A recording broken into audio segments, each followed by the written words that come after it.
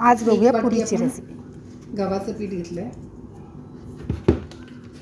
आणि त्यासाठी 1 चम्मच रवा, बारीक जाड कोणताही घेतला तरी चालेल,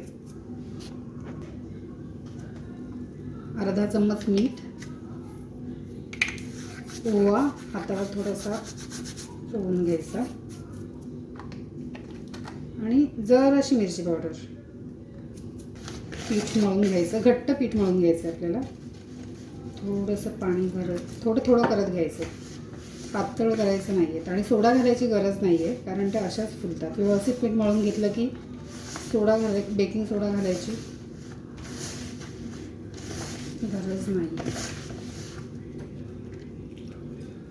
थोडं थोडं पाणी घेत आपल्याला घट्टसर पीठ मळून घ्यायचं आहे.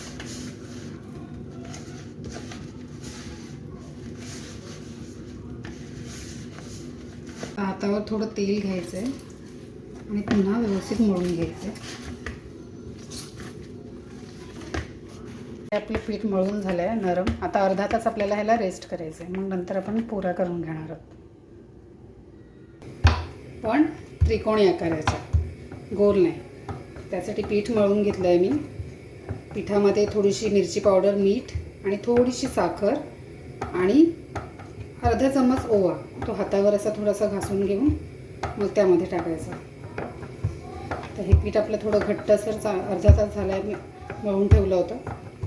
तर आपण त्याचे गोळे बनवणार आहोत.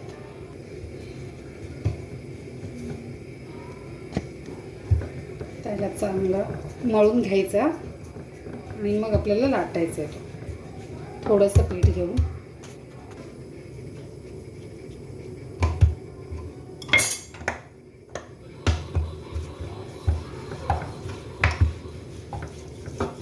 पोळी आपल्याला थोडी जाडसरच ठेवायची, कारण ती पातळ केली की मग पुऱ्या फुलत नाहीत. या कशा गोल करायला थोडा वेळ लागतो आणि या पटापट होऊन जातात. आमच्या घरी अशाच बनायच्या.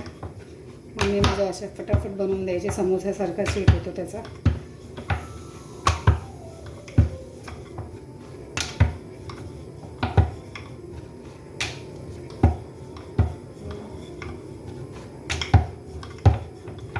ही लाटून झाली आहे.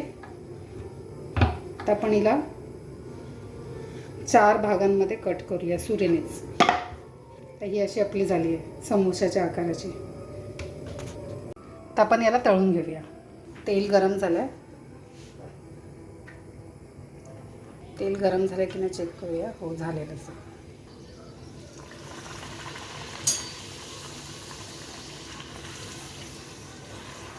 हे बघा कशी फुलली आहे.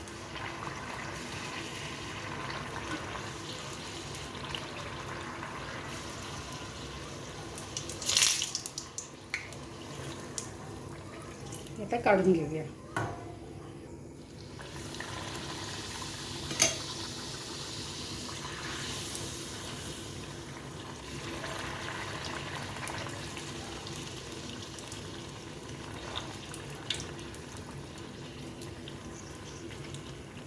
हे आपल्याला फास्ट गॅसवरच करून घ्यायचे, नाहीतर मग जास्त पुरीला तेल राहील.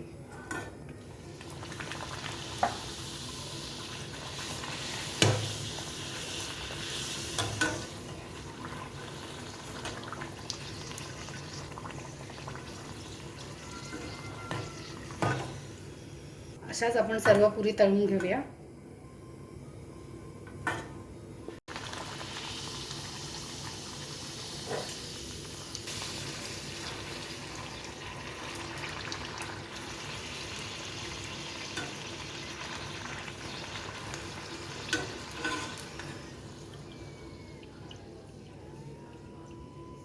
अशा आपल्या सर्व पुऱ्या तळून झालेल्या आहेत. आता पुरी आणि भाजी सर्व करायची आपल्याला. अशी आपली ही पुरी भाजीची थाळी तयार आहे. बटाट्याची भाजी, ताक आणि पुरी. तुम्हाला रेसिपी आवडली असेल तर प्लीज लाईक, शेअर आणि सबस्क्राईब करा.